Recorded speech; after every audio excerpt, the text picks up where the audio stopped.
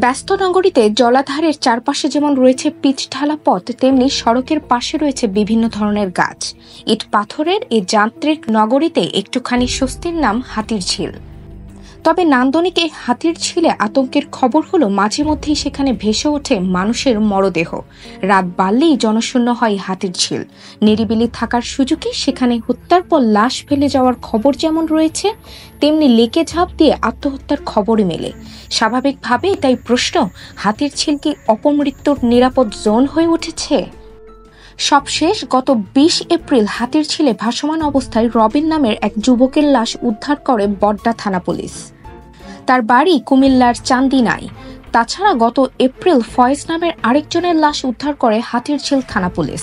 হাতিরঝিল প্রকল্প এলাকা থেকে এখন পর্যন্ত শতাধিক মরদেহ উদ্ধার করেছে আইন শৃঙ্খলা রক্ষাকারী বাহিনী, যার মধ্যে 20 থেকে 25 জন প্রকাশ্যে আত্মহত্যা করেছেন, আর হত্যার শিকার হয়েছেন 20 জনের বেশি।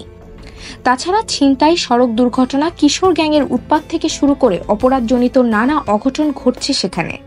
মরার উপর খাড়ার ঘা হয়ে দেখা দিয়েছে একের পর এক লাশ পাওয়ার ঘটনা। লেকের পানিতে প্রায় পাওয়া যাচ্ছে পরিচিত বা অপরিচিত মানুষের লাশ। একাধিক সাংবাদিকের মৃতদেহ মিলছে এই হাতিরঝিলে। দিনের হাতিরঝিল যতটা সুন্দর, রাতের হাতিরঝিল যেন ততটাই ভয়ঙ্কর হয়ে উঠছে নগরবাসীর জন্য। তবে পুলিশ বলছে হাতিরঝিল, গুলশান আর বাড্ডা এই 3 থানার সীমানায় হাতিরঝিল এলাকা।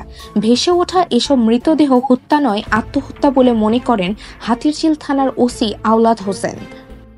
তিনি বলেন, কেউ আত্মহত্যার সিদ্ধান্ত নিলে তাকে ঠেকানো কঠিন, তবু পুলিশের চোখে পড়লে তাকে উদ্ধার করে পরিবারের কাছে ফিরিয়ে দেওয়ার ঘটনাও আছে।